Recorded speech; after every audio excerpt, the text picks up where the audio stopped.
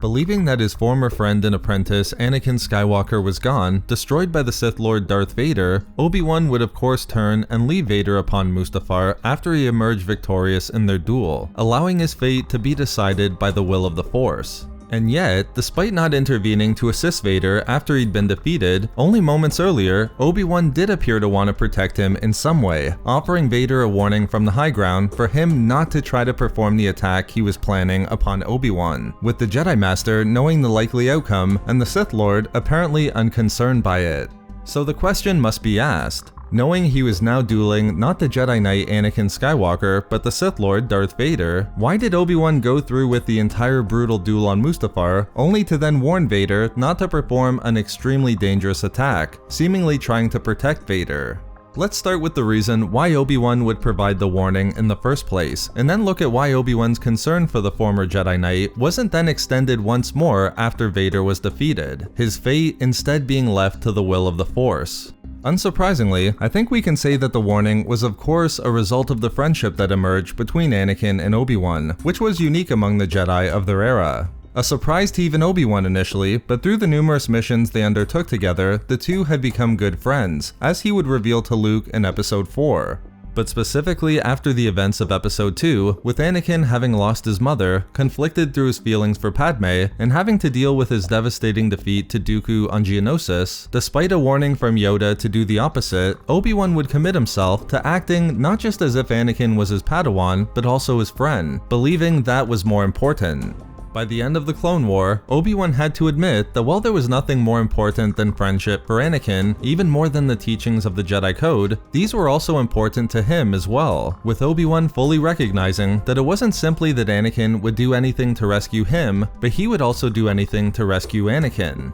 Within the Episode 3 novelization, Yoda would of course define this as a dangerous attachment when Obi-Wan revealed it to him, something that went against the ways of the Jedi.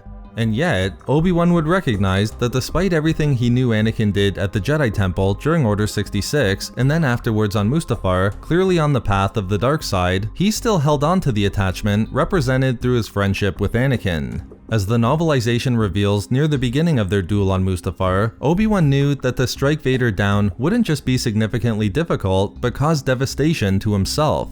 Vader would recognize all of this during their duel, pointing out what he saw as the flaw of compassion. But Obi-Wan would quickly point out that he still had reverence even for Vader's life, and more importantly, respect for the individual he'd been, his friend Anakin.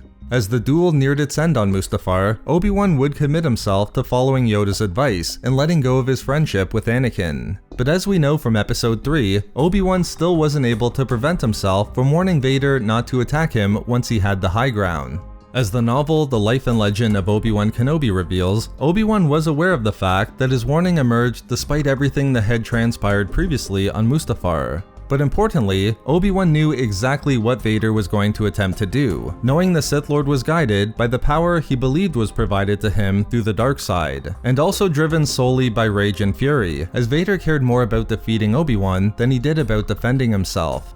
And given everything just detailed, countering Vader's attack was something he wanted to avoid entirely, even by then pleading with his former apprentice to take a different path. But if all of this was the motivation for Obi-Wan warning Vader, which of course isn't too surprising given what we know about the two characters, why didn't any of it matter in relation to Obi-Wan trying to help Vader once he'd been defeated in the duel? If he wanted to warn and in some way protect Vader before his final attack, why not attempt something similar afterwards? The Legends lore reveals the importance of the final moments between Obi-Wan and Vader on Mustafar, with Obi-Wan looking down upon the defeated Sith Lord. As Vader faced the Jedi Master, Obi-Wan recognized that Vader's eyes were filled with an almost incomprehensible amount of rage, directed entirely at him. Even as Vader attempted to do what he could to save himself, Vader's glare remained on Obi-Wan, with his eyes ignited by fury, which of course Vader would also express towards Obi-Wan as well. And even then, Obi-Wan didn't immediately turn away. The Life and Legend of Obi-Wan Kenobi reveals that there was a moment of hesitation from Obi-Wan, likely still not able to let go of the friendship he had with Anakin, just as had been the case moments earlier when he provided his warning. However, it's then when Obi-Wan finally believed, at least from his own point of view, that Anakin was gone, a belief that he repeated in his mind multiple times. I believe this was a consequence of the tremendous rage and fury he recognized in Vader at the end of the duel, something so distant from who he knew Anakin to be, with there being a moment where Obi-Wan was able to see not his former friend and apprentice, but Darth Vader. In this way, the motivation to perhaps still warn and even protect Anakin on Mustafar was replaced by the motivation to leave Vader's fate to the will of the Force.